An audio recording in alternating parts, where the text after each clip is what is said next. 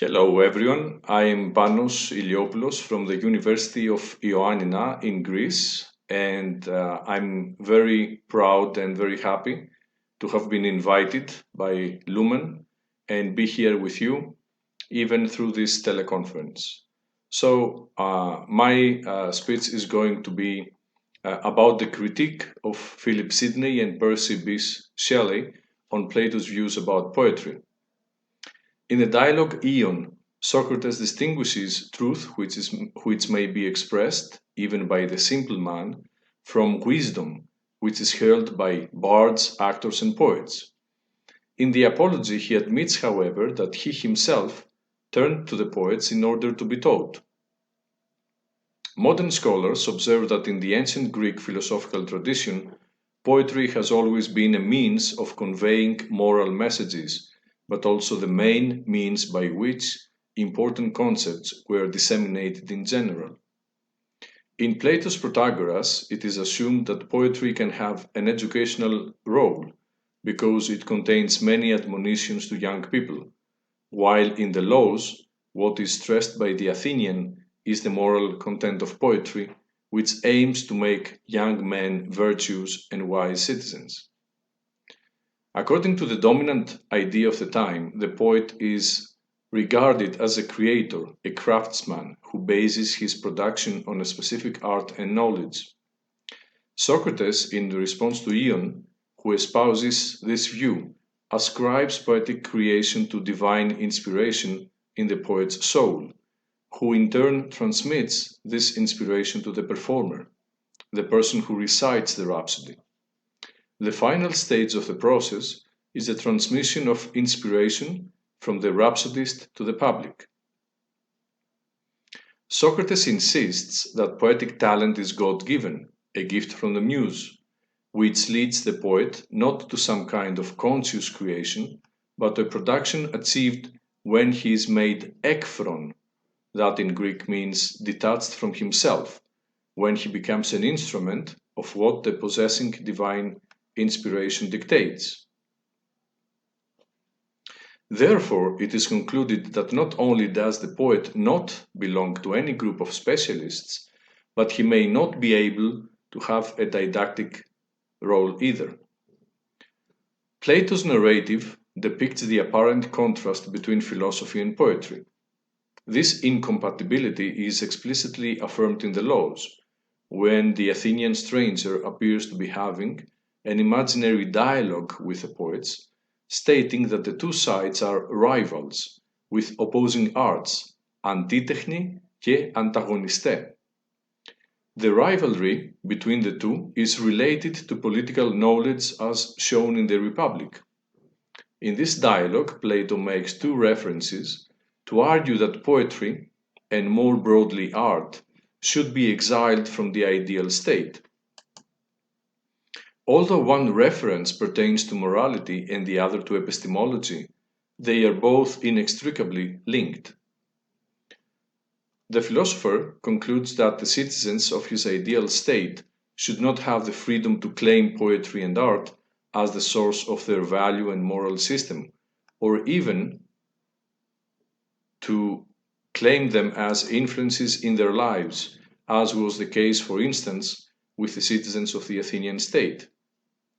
The reason is that his ideal state, the Republic, has set the ultimate moral norm and value to be people's pledge of full allegiance to reason. Their wishes and feelings, as well as their volition, are entirely dominated by irrational thought. Plato banishes poets from his law-abiding ideal state in order to render education scientific rather than poetic or artistic. He does not consider poetry an appropriate educational tool for the worthy citizen who worships the gods and seeks the truth in the world of ideas. Indeed, in Book 2 of the Republic, Plato stresses the importance of the gods and posits that poets represent them with flaws and defects, thus misleading people and shaking their faith, especially in the youngest. Nonetheless, he acknowledges the immense power of poetry and notes that it could offer aid in the establishment of an ideal society. One main problem of poetry indicated is the absence of any epistemological criteria, its inability to prepare the true philosopher on account of depriving him of the hope of the acquisition of truth. Intrinsically linked with this appreciation of reason, with this underestimation of art, and with the reason-art rivalry is a depreciation of desires, sensations, and human emotions. In Book 3 of the Republic, poetry is presented as a subcategory of rhetoric. Moreover, Socrates warns that the guardians should not be exercised in mimetic types of speech, because they become addicted to histrionics and self-indulgence. In an attempt to connect the functionality and utility of poetic texts with the ideal state directly, Socrates distinguishes between bad and good poetry. He notes that the first is dangerous, unlike the second, which is welcome, as it contains acts of remarkable people and laudatory narratives to the gods. In Book 10 of the Republic, poets are also recognized as holders of the capacity to fascinate.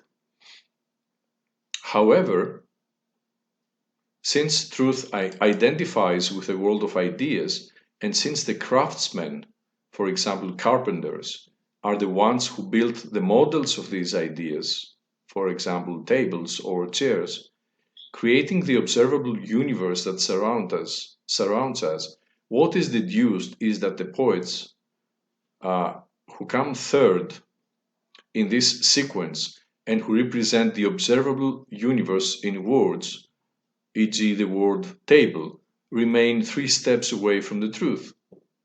Overall, Plato is fighting poets whom he does not consider experts, but public figures who mislead, lie, and sometimes do not respect the gods.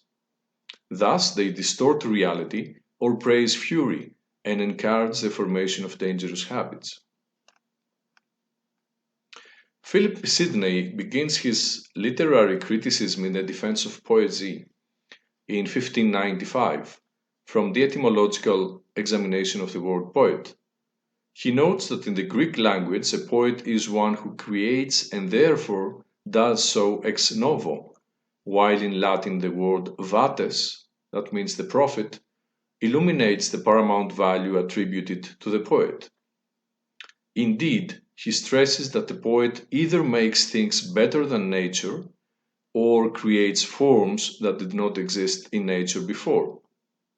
This simultaneously implies that the poet is not bound by the existent in nature, but moves according to his own creative spirit.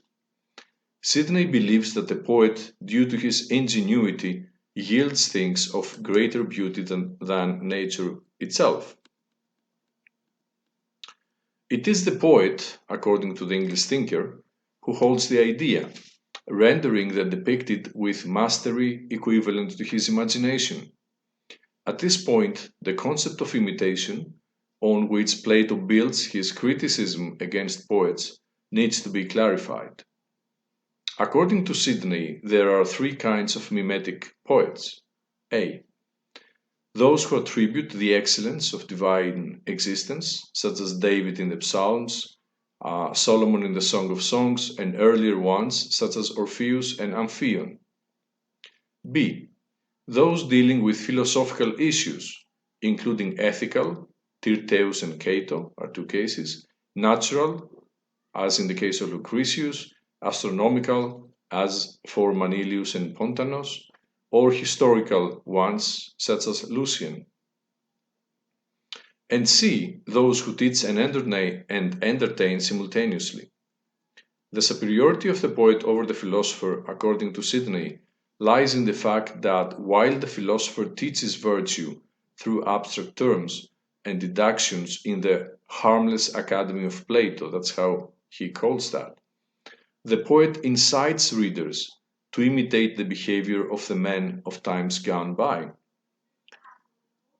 He refers to many specific examples in order to draw the conclusion that the poet brings knowledge, but more importantly, practical guidance, in order to lead the reader towards goodness.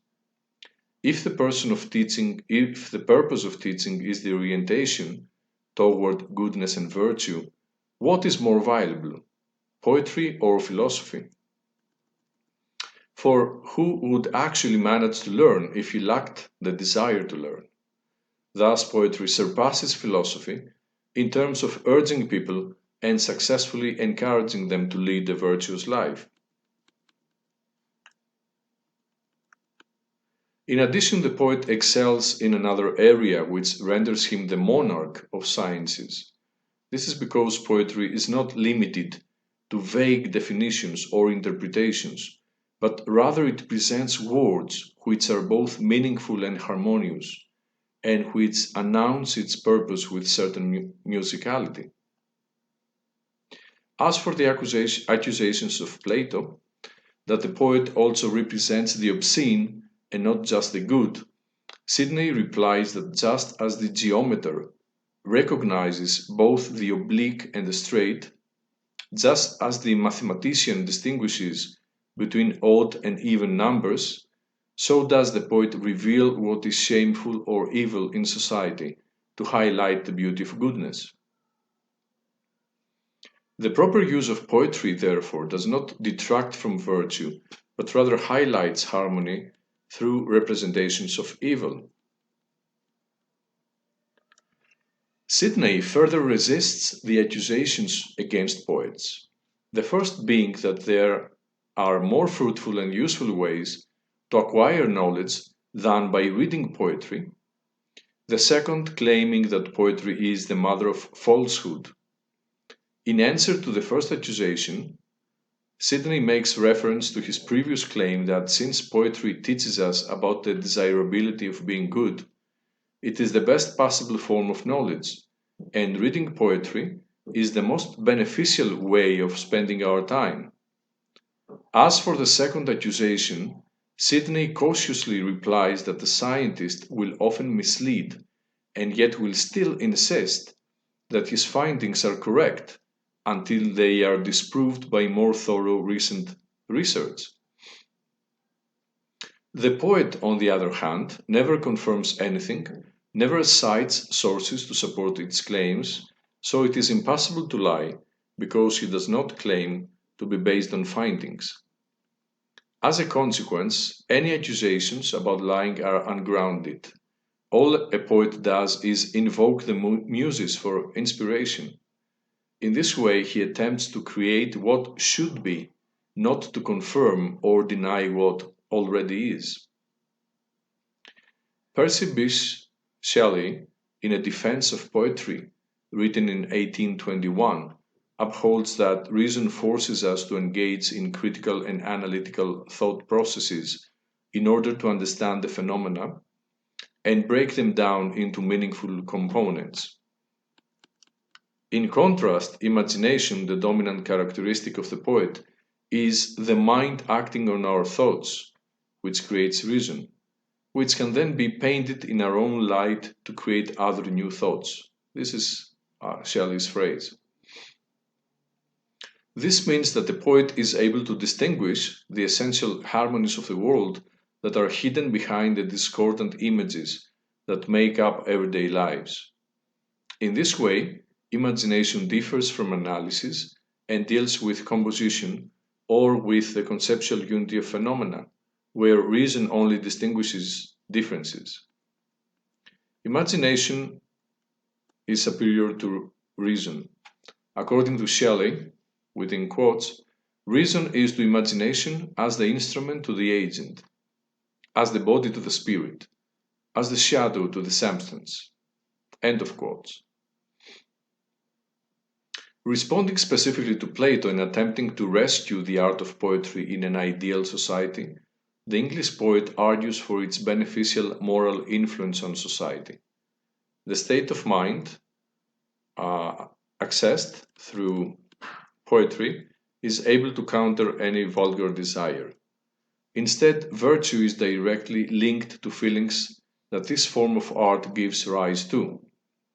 He clarifies in addition that the pleasure derived from poetry is superior because it is governed by eternal and universal truths. This is its real purpose, to act at a divine level, above and beyond our actual consciousness, and awaken the mind to make it more receptive to infinite forms of reflection. Thus, poetry manages to, I quote again, lift the veil from the hidden beauty of the world and make familiar objects be as if they were not familiar. End of quote.